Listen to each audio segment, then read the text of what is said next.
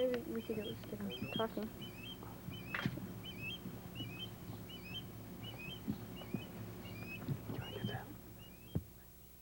We began Raptors of the Rockies 15 years ago, and we got our nonprofit actually just a few years ago. But it started in Clinton, and we've been here in Florence for just over a year. The way I actually started doing bird and mammal rehabilitation when I was 13 years old with the Cincinnati Zoo. And we moved to a ranch, my husband and I moved to a ranch back in '88 and in Clinton, and I realized that we could actually start another facility there. The first birds I got in were not releasable, so they joined the program. Bobo was the first bird we got in back in '88.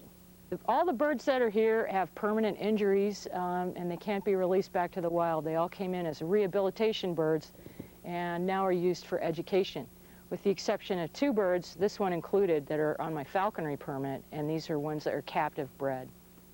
These birds are all fed every day, every morning. When it's this hot out, I feed the owls at night, the nocturnal owls at night, but the rest of the birds I feed before it gets hot, first thing in the morning.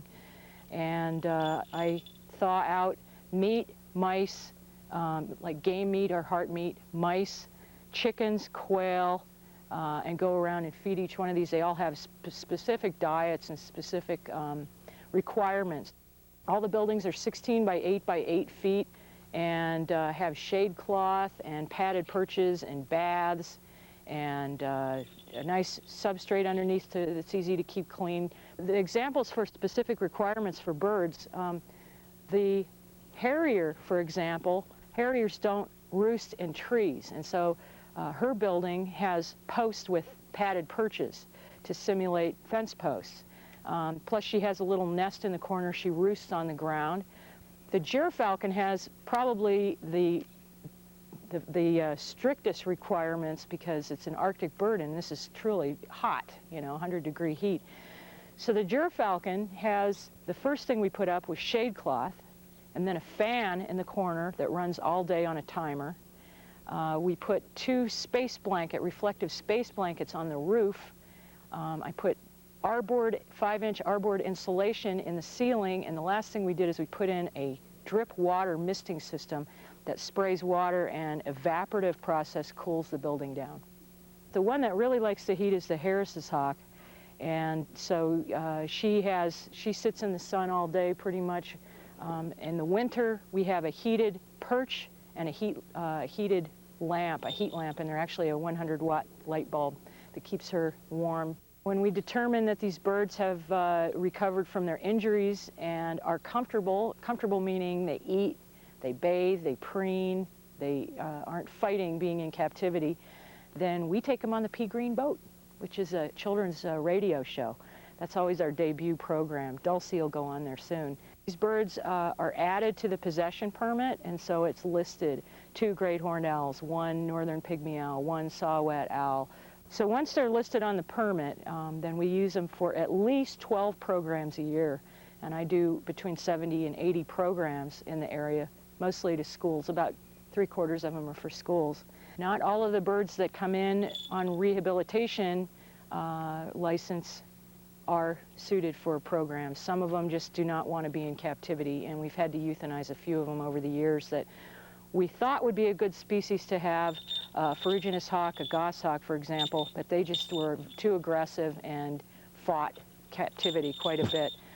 These birds are content, and they're doing a world of good as educators. This program has been seen by around 65,000 people. Basically, we want folks to go outside and observe nature firsthand. I'd like to think that we inspire some interest in birds and birds of prey specifically, but generally what our goal is to have people go out and notice things out of doors more than they did before.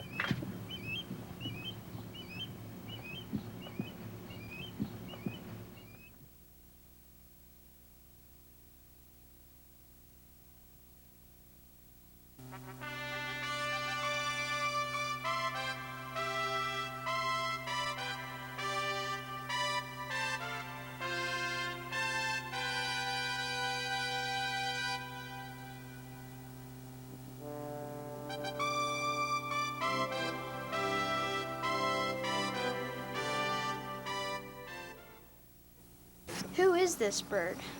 This is Gunner, the gerfalcon. This is a white color phase of a gerfalcon. This is a male, so they call them jerkins. How did he become vision impaired? He has a developmental problem, like a deformity is what I think, and he can't see very well out of his right eye, so when he tries to fly, he holds his legs out like landing gear, and he kind of runs around the yard. I let him out every evening, and he will hang around the edges of the house because this is where he was raised. He's 1 year old right now. You can see his adult feathers are these black ones, and his juvenile feathers, his youngster feathers, are these ones that are kind of gray. So as an adult, he will lose the streaks in the front. He'll be black and white. His feet will be bright yellow, and his eye ring and his cere, which is this skin over his beak, will be bright yellow as well. Is it likely for all gerfalcons to get this? This bird is captive bred, raised by a man in Wyoming, and this is the first time he's ever come across this problem in all his years of breeding. So this is a rarity. Normally this bird would be euthanized or put to sleep because it can't be used for falconry. But he heard about this program, Raptors of the Rockies, and shipped Gunner up on an airplane last year when he was still a downy baby. So we didn't know if he'd be good for programs or not, but he's worked out very well. What are the distinguishing features of harrier hawks? Well, all the harriers, this species lives worldwide, all have this facial disc or ruff around their eyes. So it gives them that owl-like appearance, and they hunt using their hearing quite a bit more than most other hawks. They also have these really long legs, and they have a white at the base of the tail, which is actually the upper tail coverts. See that? They have these really long wings, and they have a real buoyant flight. They fly with their wings in a little dihedral, like a little V. And they're open country. They nest on the ground. Can you tell how old she is by those features? The young birds, the first-year birds, all look like females. They're all brown and streaked like this, so they blend into the grass very well. Then the males turn gray with black wingtips, and the females lose the streaks a little bit, but they look pretty close.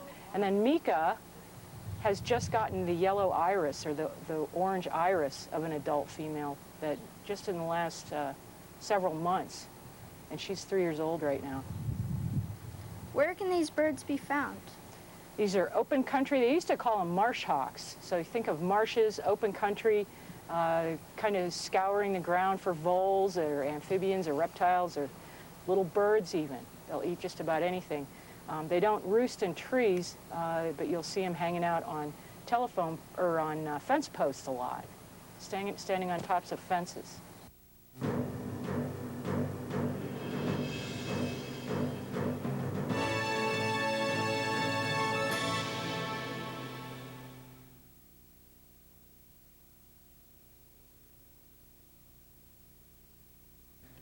Today was a day of crime and punishment.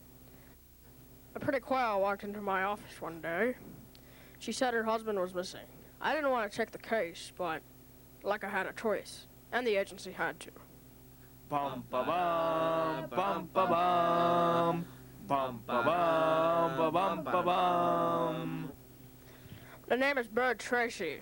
I went downtown to visit an old friend of mine in the slammer.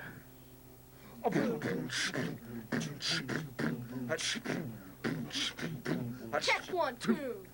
What are you doing here, Tracy? See?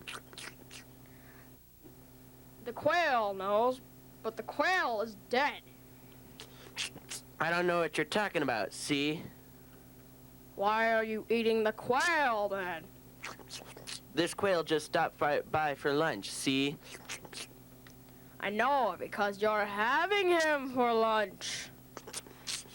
Let me finish my lunch, Tracy, see? Someone must have gave him the quail. This quail's great. While I sat there watching him eating that disgusting meal, I thought the eagles knew something.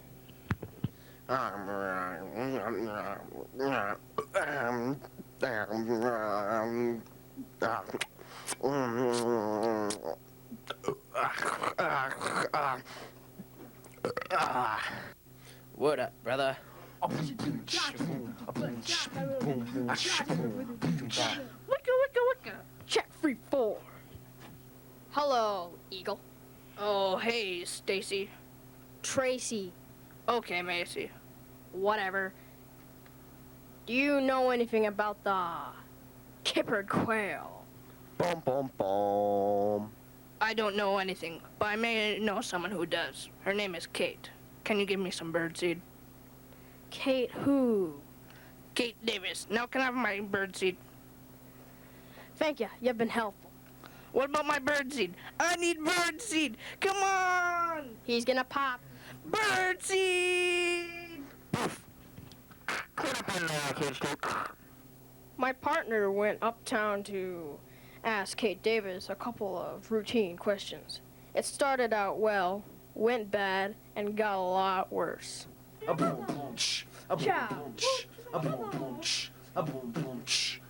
Check 5-6. Where have you seen this? All in this front 5 acres and in that back 5 acres, usually at night.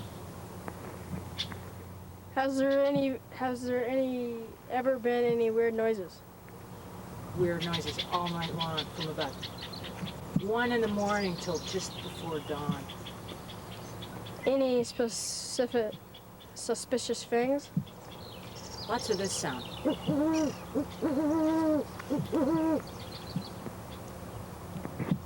You have a good hunch who did it? I think it was the owls. I decided to interview the owl. Please state your name for the record. Who? You two. Who? You and you.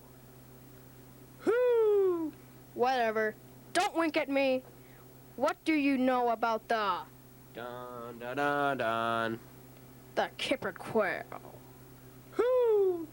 The kippered quail, you know. Who? Don't wink at me. It's obvious they weren't talking. I decided to put this file in unsolved and take a well-deserved nap. All right, Eagle, go ahead. My name is Eagle, and I'm addicted to birdseed. Hi, Eagle. That wasn't important right now. But what is kick it. Fell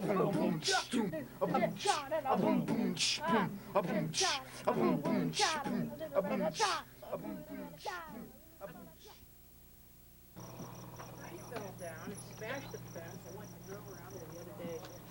There's just junk laying everywhere. It's totally trashed. All the way up to the road and all the way back into that fence right there. That fence is 10 acres. And then right down there's the slough. What is that? Osprey.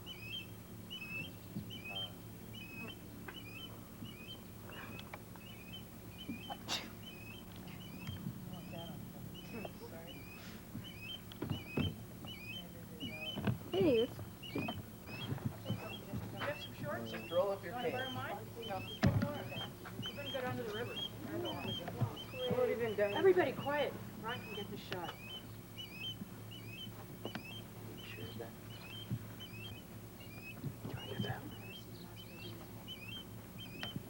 maybe we could at least get him talking.